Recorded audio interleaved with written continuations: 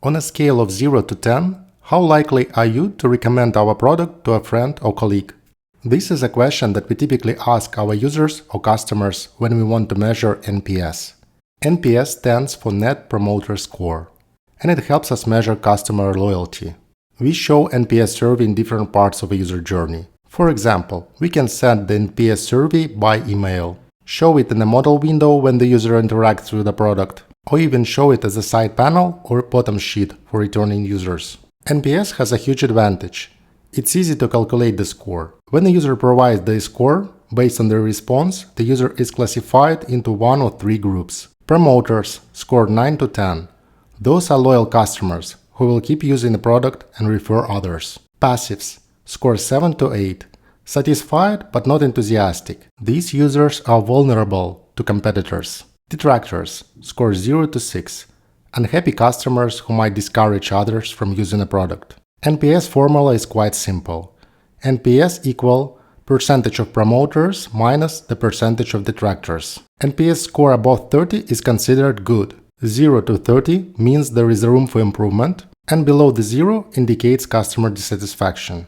Despite all the benefits of NPS, there are three important problems that it can be affected by. First, question articulation problem. NPS is based on a single question. On a scale of 0 to 10, how likely are you to recommend our company, product or service to a friend or colleague? The way the question itself is articulated can impact the answer that the user will provide. For example, a respondent might give a low rating simply because they don't know anyone who will benefit from the product, apart from themselves. Many times it's better to rephrase the question to something like, as a new client, were you referred to us by a friend or colleague?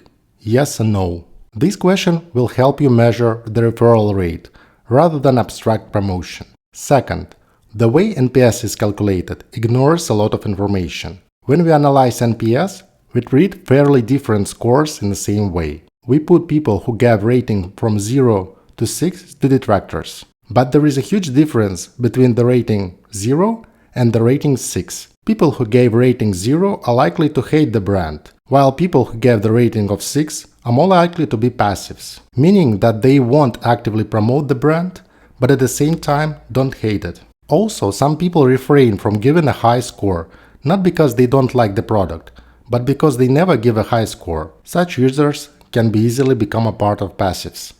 Third, NPS might be gamed. Campbell's law states that the more important metric is in decision making, the more likely it will be manipulated. And as you know, NPS is calculated by subtracting detractors from promoters. Naturally, we want to minimize the number of detractors, ideally turning them into promoters. But in reality, the product team might simply want to exclude detractors from the equation. For example, by showing the NPS survey not at random moments in a user journey, but in positive peaks, when the users will likely provide a positive score, 9 or 10. The way the questionnaire is presented also impact the final results. For example, we can use colors to guide the user to provide high scores. This is a perfect example of manipulation in collecting user feedback. And we can even make it even more manipulative by framing the question, what do you love about our product or service? These three problems are clear indicators that metrics alone, no matter how good it is, won't tell you the whole story. Suppose you're measuring NPS and have a low score. Does it mean that you have a problem? Not necessarily.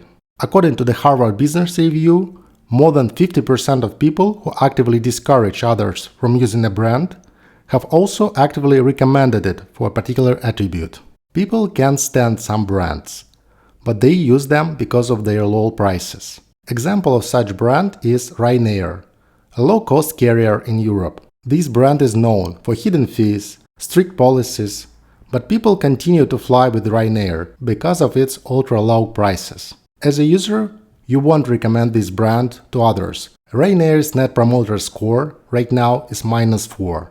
Yet, the company demonstrates a steady rise in revenue, and it recovered after the COVID-19. This is an excellent example that by looking beyond just score, business can make more informed decisions and drive meaningful improvements in their product or services.